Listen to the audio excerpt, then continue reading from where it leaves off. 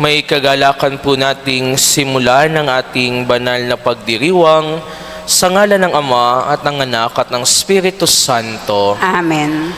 Sumainyo ang Panginoon. At sumainyo rin. Mga minamahal na mga kapatid, ngayong pong unang Biyernes sa buwan na ito ng Nobyembre, ating pong pinararangalan ang kamahal-mahalang puso ng ating Panginoong Hesus. Patuloy nawa nating itulad ang ating puso sa puso ng ating Panginoon upang tayo'y palaging maging karapat-dapat sa Kanyang paningin.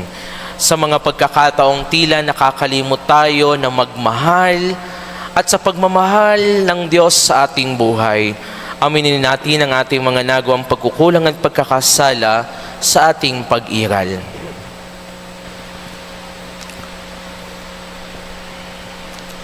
Inaamin ko Sa makapangyarihang Diyos at sa inyo mga kapatid, na lubha akong nagkasala sa isip, sa salita at sa gawa at sa aking pagkukulang.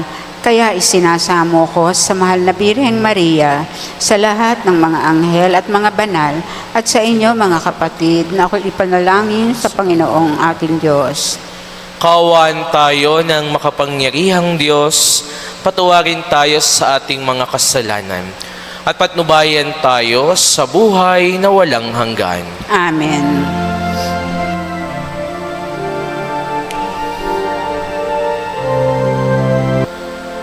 Ama naming makapangyarihan, gawin mong kayo'y mabihisan ng tanang kabutihan ng puso ng iyong anak na minamahal, at pag-alabi nawa kami ng kanyang loobin at kaisipan upang kaming naging kanyang kalarawan ay maging dapat makasalo sa walang maliw na katubusan sa pamamagitan niya kasama ng Espiritu Santo, magpasawalang hanggan.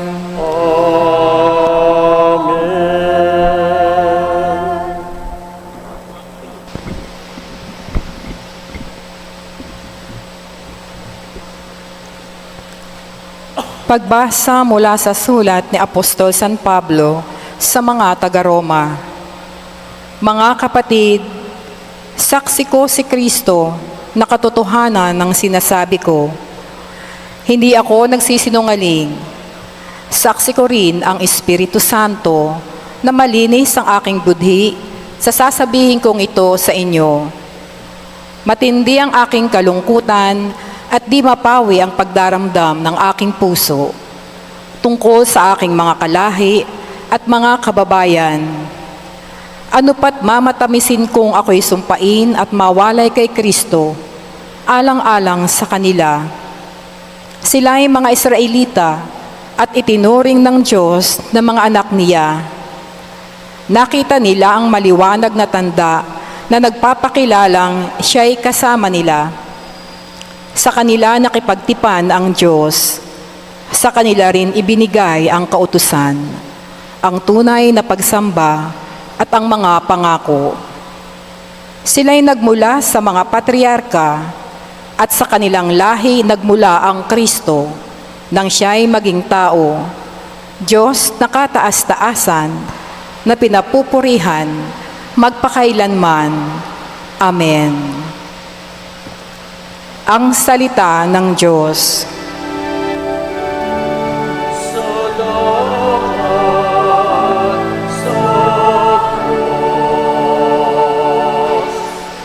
Purihin mo, Jerusalem, ang Panginoong butihin. Purihin mo, Jerusalem, ang Panginoong butihin. Purihin mo, Jerusalem, purihin ang Panginoon. Purihin mo ang iyong Diyos, kayong mga taga-Siyon. Yaong mga pintuan mo ay siya ang nag-iingat. Ang lahat ng iyong lingkod ay siya ang nagbabasbas. Purihin mo, Jerusalem, ang Panginoong butihin. Ginagawang matahimik yaong mga hangganan mo, bibigyan kang kasiyahan sa kaloob niyang trigo. Kung siya ay nag-uutos, agad itong natutupad. Dumarating sa daigdig na hindi na nagluluwat. Purihin mo, Jerusalem, ang Panginoong butihin. Kay Jacob niya ibinigay ang balita at pabilin. Ang tuntunit mga aral ibinigay sa Israel. Ang ganitong karapatan ay wala ang ibang bansa, pagkat hindi nila batid ang utos na itinakda. Purihin ang Panginoon. Purihin mo, Jerusalem, ang Panginoong butihin. Sumainyo ang Panginoon. At sumaiyo rin. Ang mabuting balita ng Panginoon ayon kay San Lucas. Papuri sa iyo, Panginoon. Isang araw ng pamamahinga, si Jesus ay inanyayahang kumain sa bahay ng isang pinuno ng mga Pariseyo at binabantayan nilang mabuti ang kanyang mga kilos. Lumapit kay Jesus ang isang taong namamanas, kaya tinanong niya ang mga Pariseyo at ang mga dalubhasa sa kautusan. Naayon ba sa kautusan ang magpagaling sa araw ng pamamahinga o hindi? Ngunit hindi sila umimik, kaya hinawakan ni Jesus ang may sakit, pinagaling sa kapinayaon. Pagkatapos, sinabi niya sa kanila, kung kayo'y may anak o bakang mahulog sa balon, hindi ba ninyo iaahon kahit araw ng pamamahinga? At hindi sila nakasagot sa tanong na ito. Ang mabuting balita ng Panginoon. Pinupuri ka namin, Panginoong Hesukristo. Papurihan at pasalamatan po muna natin ang ating Panginoon sa ating pagkatipon-tipon na ito. Palakpakan natin ang ating mabuting Diyos. We love God because God loved us first. Mga minamahal na mga kapatid, isa po sa mga magandang pelikulang Tagalog na aking napanood ay ang pelikulang Ang Tanging Yaman. Siguro po napanood na ito ng ilan sa inyo. At isa po sa mga hindi ko malilimutang senaryo sa pelikulang ito ay yung tagpo na kung saan sa loob ng simbahan ay nagtanong yung isang bata sa kanyang lola. Ang sabi nung bata, Lola, hindi po ba nalilito ang Diyos kapag sabay-sabay nagdadasal ang mga tao? Tapos, iba't iba pa po ang hinihingi natin. Lahat po ba tayo ay naririnig niya? At napakaganda po ng tugon ng lola sa kanyang apo. Ang sabi ng lola, kahit hindi yung binibigkas ng ating bibig at yung mga lihim na idinadaing ng ating puso, nadidinig niya iyon. Ganyan ang Diyos. Alam niya ang makapagpapasaya sa atin dahil mahal niya tayo. Dahil mahal niya tayo. Mga kapatid, sa ating mabuting balitang napakinggan ngayong araw na ito, inilarawan sa atin ang tagpo na kung saan isang Pariseyo ang nag-anyaya na kumain sa ating Panginoong Hesus sa kanyang tahanan sa mismong araw ng pamamahinga. Ang paanyayang ito'y malinaw ang dahilan. Binabantayan nila ang bawat kilos ng ating Panginoon. At sa kultura ng mga Hudyo, sa mismong araw ng pamamahinga, ay inaasahan ang lahat na tukdin ito sa pamamagitan ng hindi pagkilos o hindi paggawa. Ngunit sa kabila po nito, hindi napigilan ng ating Panginoong Hesus na pagalingin ang isang taong may sakit, ang isang taong minamanas. Ginawa niya ito upang ipaalala kung ano ang tunay na mahalaga at kung ano ang tunay na diwa ng batas ng Sabath. Jesus teaches us that love is the fulfillment of the law. It is the heart of the law. Dalawang katotohanan po ang pwedeng makita natin sa ating ebanghelyo ngayon. Una, ang katotohanan na mahal tayo ng Diyos.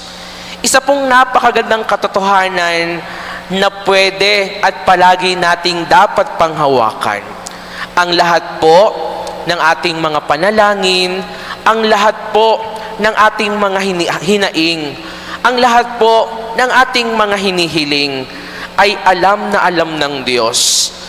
Binibigkas o kahit yung mga nasa puso pa lamang natin, alam na alam niya ng Diyos dahil mahal na mahal niya tayo. Hindi po kailanman nagsasawa ang Diyos na tulungan tayo sa anumang mga pinagdadaanan natin. Ito man ay sa kasalanan, sa kahirapan, sa kalungkutan o sa kapighatian. God always desires our goodness. God always desires our salvation. Minsan, akala lang po ng marami sa atin, may paborito ang Diyos. Ngunit may paborito nga ba ang Diyos? Akala nung ilan sa atin, natutulog ang Diyos, nakakalimot ang Diyos. Father, dasal kami ng dasal, simba kami ng simba, pero parang wala namang nangyayaring mabuti at maganda sa buhay namin. Mga kapatid, sa mga ganitong tagpo ng buhay, tatandaan ninyo, ang Diyos kailanman ay hindi naghangad ng masama sa atin.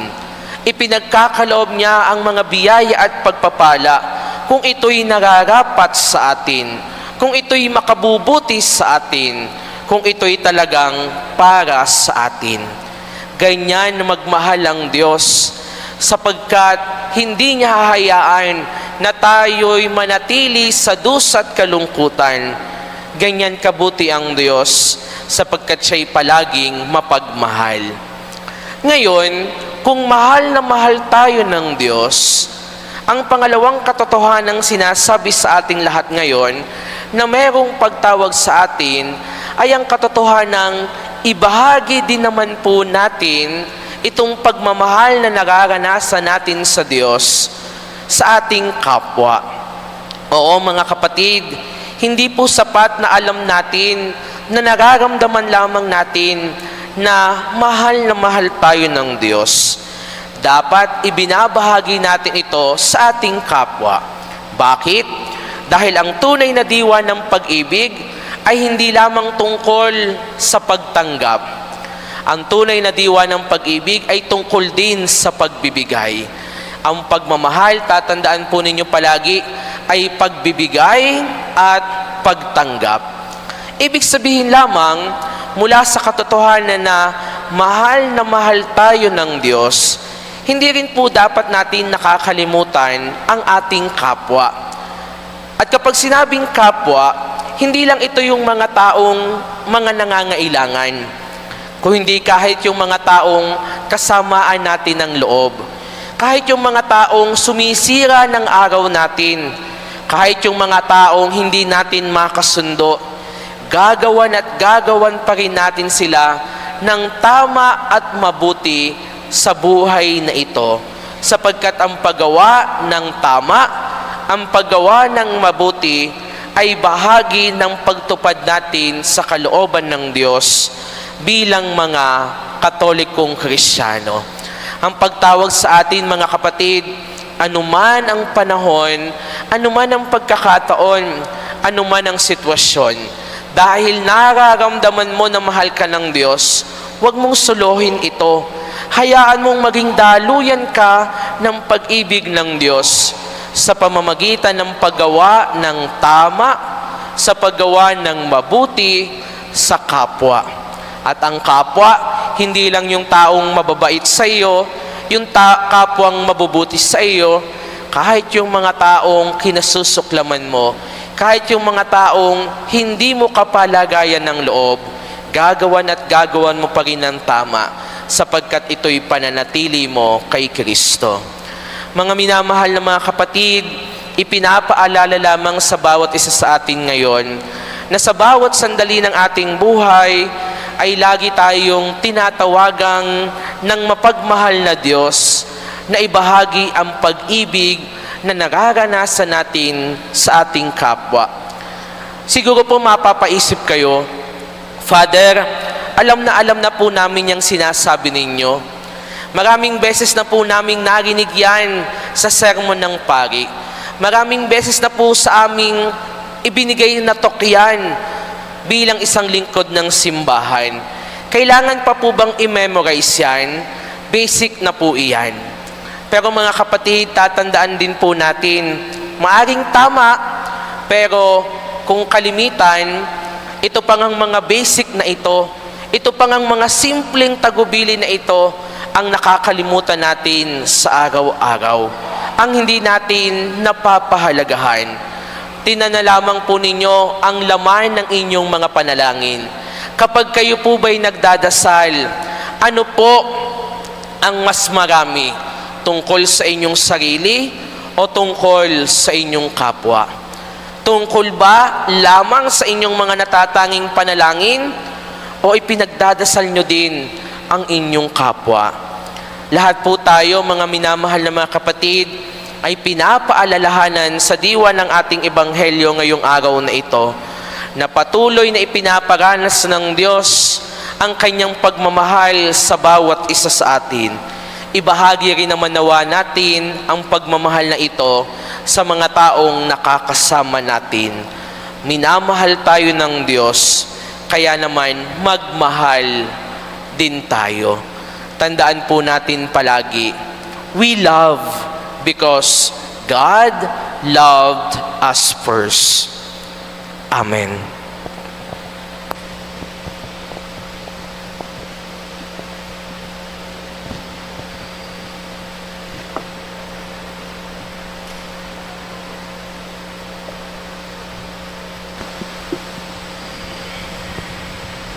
Manalangin tayo sa Diyos Ama na tumawag sa atin bilang kanyang mga anak at maging malaya sa pamamagitan ng kanyang anak na si Jesucristo.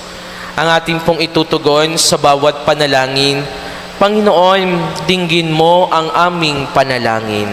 Panginoon, dinggin mo ang aming panalangin.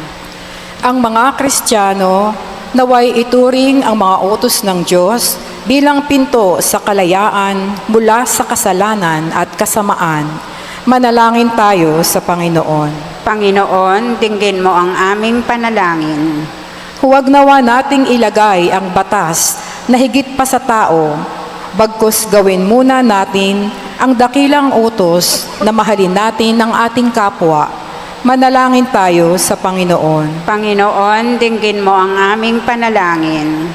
Tayo naway magkaroon ng tunay na diwa ng pagmamahal sa ating pakikitungo sa mga dukha at inaapi at makita natin si Kristo sa kanila. Manalangin tayo sa Panginoon. Panginoon, dinggin mo ang aming panalangin. Ang mga may sakit at yaong mga nasa ospital naway gumaling sa kanilang karamdaman. Manalangin tayo sa Panginoon. Panginoon, dinggin mo ang aming panalangin. Ang mga yumao naway makapiling na ng Diyos. Manalangin tayo sa Panginoon. Panginoon, dinggin mo ang aming panalangin. Sa katahimikan ng ating puso, idalangin natin ngayon ang ating mga natatanging mga panalangin sa ating Panginoon. Manalangin kayo mga kapatid upang ang paghahain natin ay kalugdan ng Diyos Amang makapangyarihan. Tanggapin nawa ng Panginoon itong paghahain sa iyong mga kamay sa kapurihan niya at karangalan sa ating kapakinabangan at sa buong sambayanan niyang banal. Ama naming lumikha, ikaw ay puspos ng awa at pag-ibig sa tanan. At dahil sa iyong pag-ibig na nag-uumapaw, ibinigay mo sa amin ang bugtong mong anak na pinakamamahal. Ipagkaloob mong kami makaisa niyang lubusan upang ang pagsamba sa iyo'y marapat naming maialay. Sa pamamagitan niya, kasama ng Espiritu Santo, magpas sa walang hanggan. Amen. Sumainyo ang Panginoon. At sumaiyo rin. Taas sa Diyos ang inyong puso at diwa. Itinaas na namin sa Panginoon. Pasalamatan natin ng Panginoong ating Diyos. Marapat na siya'y pasalamatan. Ama naming makapangyarihan, tunay ngang marapat na ikaw ay aming pasalamatan. sa pamamagitan ni Hesukristo na aming Panginoon. Dakilang pag-ibig niya ang nagbunsod, na naghain ng sarili ng kami matubos, kaya't itinampok, siyang nakabayubay sa krus. Mula sa kanyang tagilirang sinibat, dugot tubig ay masaganang dumanak, kaya't sambayanan mo'y dito na banaag. Ito'y ang sangkatauhang naakit sa puso ng iyong anak na sumasagip sa mga dumudulog sa batis ng kanyang pag-ibig. Kaya kaisa ng mga anghel na nagsisiawit ng papuri sa iyo, na walang humpay sa kalangitan, kami nagbubunyi sa iyong kadakilaan. Ama naming banal, ikaw ang bukal ng tanang kabanalan.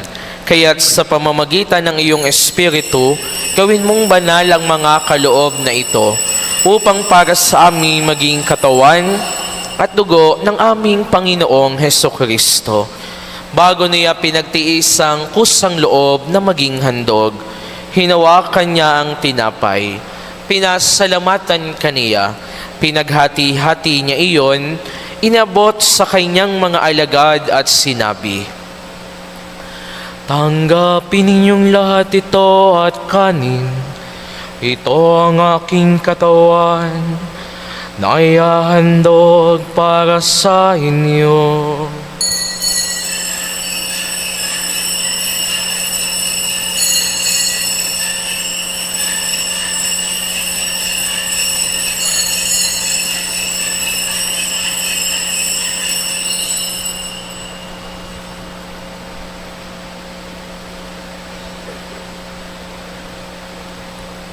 Gayun din naman, nung matapos ang hapunan, hinawakan niya ang kalis. Muli kanyang pinasalamatan. Inabot niya ang kalis sa kanyang mga alagad at sinabi, "Tanggapin ninyong lahat ito at inumin. Ito ang kalis ng aking dugo, ng bago at walang hanggang tipan. Ang aking dugo na ibubuhos para sa inyo at para sa lahat, sa ikapagpapatawad ng mga kasalanan. Gawin ninyo ito sa pag-aalala sa akin."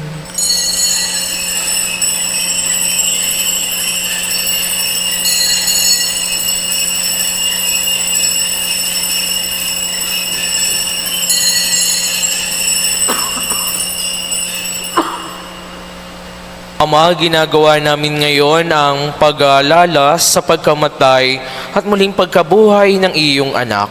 Kaya tiniaalay namin sa iyo ang tinapay na nagbibigay buhay at ang kalis na nagkakaloob ng kaligtasan. Kami nagpapasalamat dahil kami iyong minarapat na tumayo sa harap mo para maglingkod sa iyo.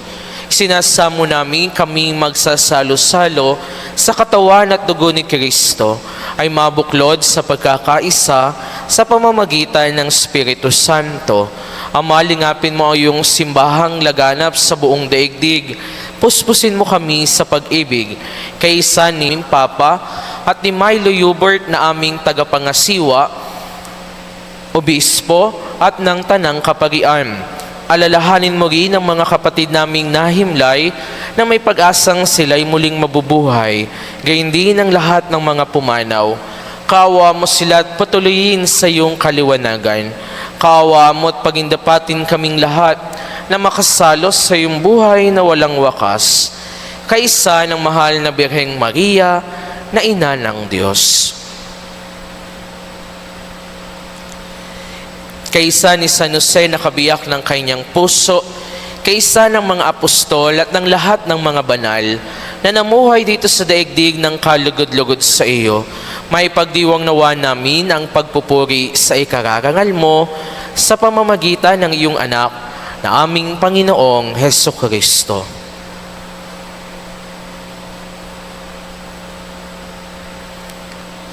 Sa pamamagitan ni Kristo, kasama niya at sa Kanya, ang lahat ng parangal at papuri ay sa iyo, Diyos amang makapangyarihan, kasama ng Espiritu Santo, magpasawalang hanggan.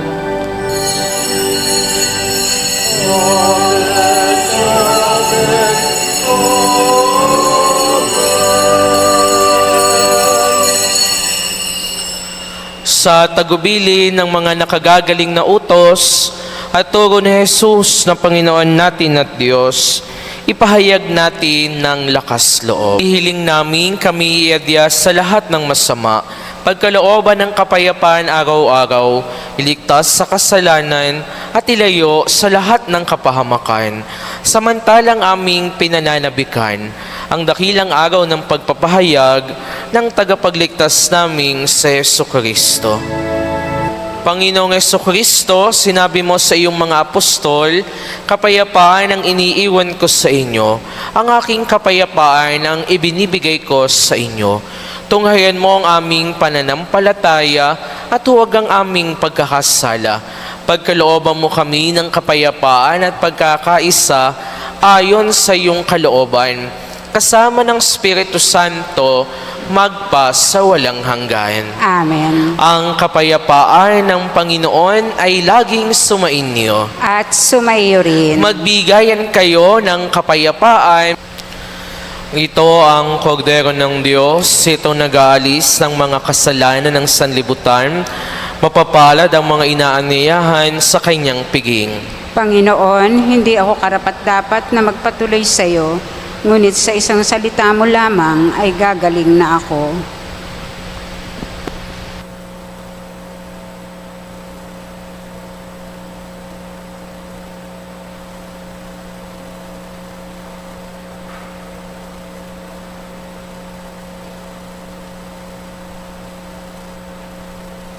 Manalangin tayo.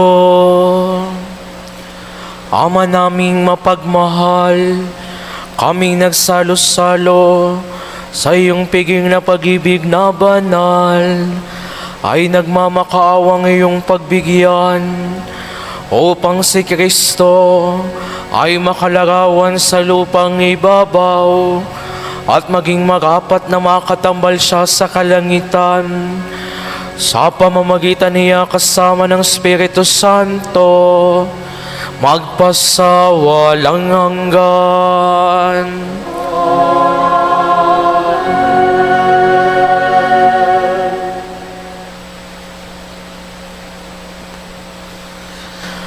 Sumainyo ang Panginoon.